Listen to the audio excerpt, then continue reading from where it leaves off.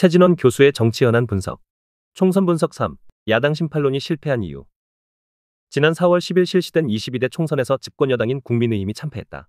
더불어민주당이 비례의석을 포함해 175석을 얻어 단독 과반의석을 차지하는 압승을 거뒀다. 조국혁신당 12석, 개혁신당 3석 등을 합쳐 192석을 확보한 범야권은 대통령 탄핵과 개헌을 제외하고 모든 것을 할 수 있는 전국 주도권을 갖게 되었다. 총선에서 국민은 윤석열 정권에게 매서운 분노와 심판의 회초리를 들었다. 대파 가격 875원이 합리적이라는 발언을 놓고 벌어진 논란으로 그동안 쌓인 국민들의 분노가 폭발했다. 민심은 고물가로 표현되는 민생에만 관심이 쏠려 있는데 이런 민심을 파악하지 못하고 총선 슬로건으로 야당 심판론을 내세워 정쟁을 도두었으니 얼마나 화가 났겠는가. 그 민심을 제대로 읽지 못한 대통령과 국민의힘의 책임이 크다.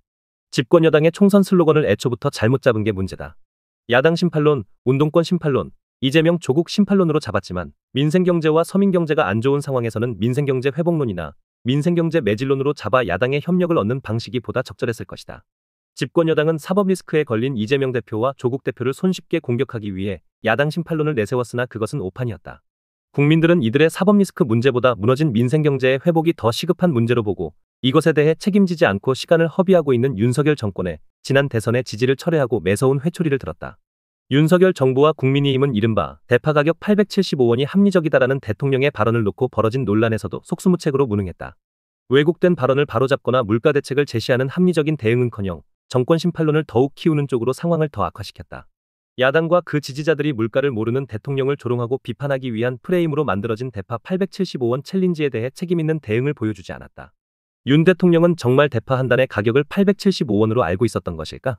지난 3월 18일 농협 하나로마트를 방문했을 때 현장 대화를 확인해보면 농산물 할인 행사에 가서 875원의 할인 가격이 합리적이라고 말한 윤 대통령도 해당 대파 가격이 특별히 싼 가격임을 인지했다고 보는 게 적절하다. 대통령이 발언이 어떠한 맥락에서 나온 것인지 확인하지 않고 제대로 된 설명이나 설득은커녕 파 한 뿌리가 875원이다라는 황당한 가짜뉴스로 대통령의 발언을 더욱 왜곡하여 두둔하려다가 상황을 돌이킬 수 없는 파국으로 만들었다.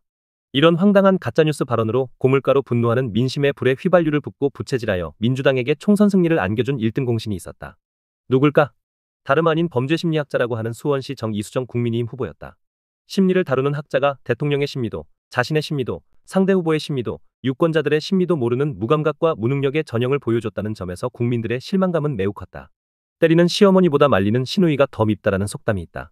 시집살이 심하게 하는 며느리가 시어머니한테 심하게 구박받을 때 시누이가 말리는 척하면서 시어머니 편을 들 때 쓰는 말이다. 이수정 후보가 파 한 뿌리가 875원이다라는 황당한 가짜뉴스로 시누이 노릇을 하며 정권 심판론에 불을 붙인 격이다. 전국의 국민의힘 후보에게 민폐가 되는 엄청난 악재를 만들었음에도 불구하고 이수정 후보는 석고대죄나 후보 사퇴와 같은 방식으로 자신이 키운 가짜뉴스 논란을 진화하지 않고 책임지지도 않았다. 오죽 못났으면 이수정 후보가 패배했을까? 이수정 후보의 시누이 노릇이 오죽 미웠으면 이화여 대생 성상납 등 수많은 망언과 여성비하 및 역사 왜곡으로 전국민정 밉상이 된 김준영 민주당 후보가 50.86%의 득표율로 당선됐겠는가. 유권자들은 김준혁 후보의 자격에 문제가 없다는 게 아니라 이수정 후보의 자격에 더 큰 문제가 있다고 판단했기 때문에 그에게 매서운 회초리를 들었다. 이번 선거 결과는 본질적인 차원에서 보면 민주당의 압승과 국민의힘의 참패라기보다는 윤석열 정권에 대한 중간평가라는 의미에서 윤석열 대통령의 대참패로 보는 게 적절하다. 즉, 민주당의 이재명 대표가 잘해서라기보다는 윤 대통령이 잘못해서 벌어진 대참패이다. 윤 대통령이 민생 경제 회복을 위한 국정 운영을 제대로 못해서 국민이 매서운 대파 회초리를 들었다. 특히 국민들은 지난 대선에서 0.76%포인트 차이로 윤 대통령에게 신승의 기회를 주면서 민생 경제를 회복하라는 준엄한 명령을 내렸는데 윤 대통령이 이것을 제대로 이행하지 못했기 때문에 심판했다고 보는 게 적절하다. 즉, 국민들은 윤 대통령이 민생 경제 회복을 위한 공공성의 정치보다는 사법 리스크를 안고 있는 이재명 대표와의 무한 정쟁과 극단적인 대결 정치를 펴는 것을 보고 지지를 철회하고 배신감에 대한 분노를 정권 심판의 표심으로 표출했다.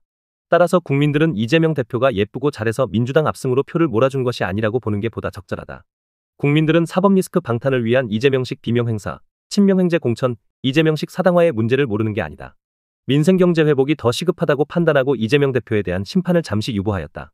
아마도 그런 측면에서 민주당에게 175석의 압승을 주면서도 역으로 대통령 탄핵과 개헌을 견제하고 저지할 수 있도록 집권 여당에게 기사회생할 수 있도록 108석을 준 것은 깊은 뜻이 있어 보인다.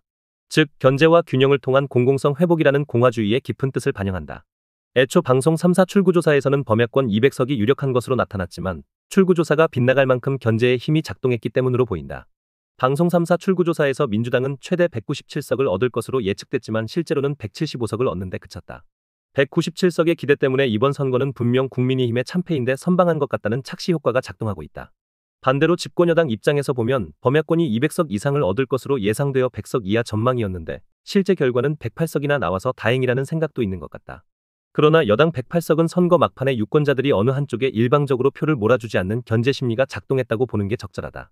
거센 정권 심판론으로 여당이 100석까지 위태로워지자 막판에 최소한의 균형을 맞추려는 심리가 발동했다. 국민들은 대통령 탄핵까지 가는 것을 원하지 않은 것으로 보인다. 선거 패배는 정치에서 일상적이다. 교훈을 얻는 자가 최후 승자가 된다. 이번 민주당의 압승은 스스로 잘해서가 아니라 현 정권에 대한 민심 위반으로 반사이익을 얻었다고 보는 것이 정확할 것이다. 속칭 비명 행사와 같은 최악의 공천 파동과 일부 후보들의 도덕성과 자질론란에도 유권자들이 표를 민주당 압승으로 몰아준 것은 그만큼 현 정권에 대한 심판 정서가 강했기 때문이라고 할 수 있다. 이런 점에서 이번 총선의 민의를 제대로 이해하는 게 중요하다. 국민이 정권 심판을 선택한 것은 야권이 대통령을 견제하면서 여야가 대화와 협치로 무너진 민생 경제를 회복하라는 뜻이지, 야권이 대통령을 탄핵하고 사적인 복수열전을 벌이며 정쟁하라는 뜻은 결코 아니다. 만약 야권이 민생 경제의 회복과 상관없이 이재명 대표의 사법 리스크를 방탄하기 위한 정쟁에 골몰한다면 야당 심판론이라는 역풍이 일어날 것이 뻔하다. 요약해보면 국민은 이번 선거에서 후보자질에 문제가 있는 김준혁, 양문석 후보가 당선될 정도로 매섭게 정권 심판론을 선택했다. 국민들은 사법 리스크를 가지고 있는 야당 대표에 대한 반감과 비호감보다도 국정의 최고 책임자로서 민생 경제를 회복하지 못하는 윤석열 대통령에 대한 반감과 분노에 더 매서운 회초리를 들었다. 하지만 국민은 윤 대통령에게 탄핵 저지선과 개저지선을 방어할 수 있는 108석의 기회를 줬다. 민생 경제를 살리기 위해 분골쇄신에 나설 것을 다시 명령했다. 국정 운영 방식에서 윤 대통령의 자성과 환골 탈태가 필요하다. 민생 경제를 회복하는 데 여야가 따로 없다. 여야 모두 민생 경제를 회복하라는 민심에 부응하기를 바란다. 더 칼럼니스트